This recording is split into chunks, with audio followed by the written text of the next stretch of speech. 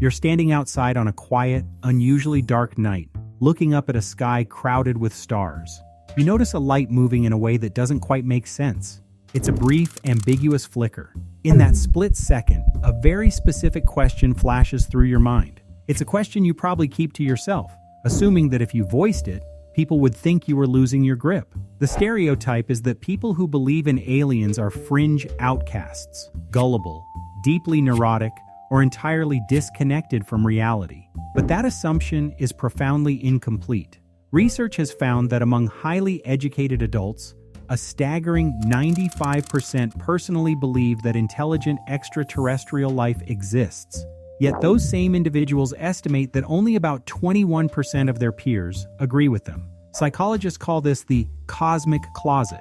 It is a manifestation of pluralistic ignorance, a phenomenon where a phantom social stigma forces us to stay silent because we assume everyone else is a skeptic. You aren't the outlier, you are simply part of a quiet majority.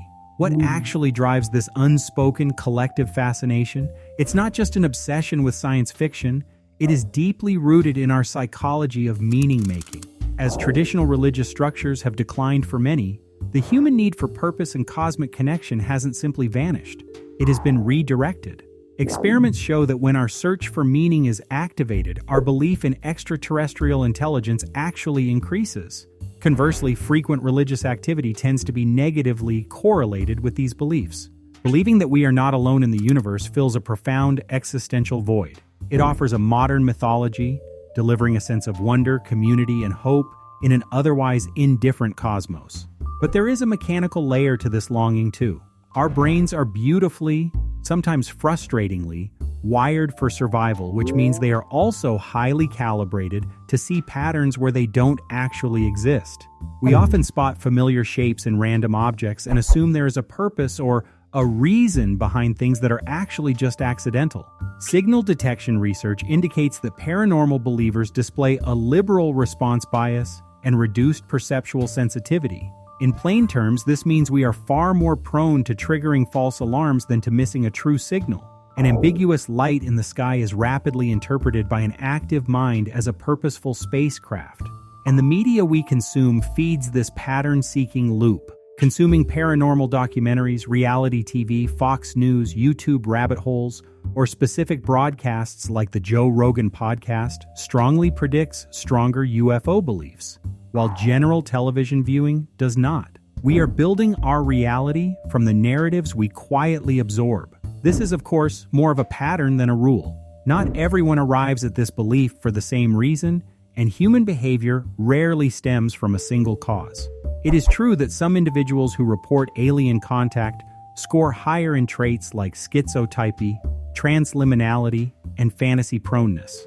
Furthermore, many alien abduction stories map perfectly onto the terrifying, hallucination-rich experience of sleep paralysis, a state where people awaken while still paralyzed. Yet a recent analysis of unidentified anomalous phenomena witnesses revealed something striking. The group most likely to report sightings actually scored high in conscientiousness, openness, agreeableness, and extroversion. They aren't unstable. They are highly observant and deeply open to experience. As Carl Jung proposed in his psychosocial hypothesis, flying saucers can be viewed as modern myths that reflect collective anxiety, surfacing most frequently during periods of social crisis and existential threat. When we feel a lack of control, we naturally look to the skies for an organizing principle. Ultimately, the quiet belief in extraterrestrials is not a failure of logic. It is an adaptation. It is a testament to our enduring refusal to accept that this flawed, chaotic, isolated human experience is all there is. Looking up at the night sky and hoping something is looking back isn't a sign of gullibility. It is a signal of a deeper need for agency, meaning, and connection. It is the brave, vulnerable hope that we are part of a much larger, more magnificent story. If this hit home for you, consider subscribing for more psychology like this. It directly supports the channel.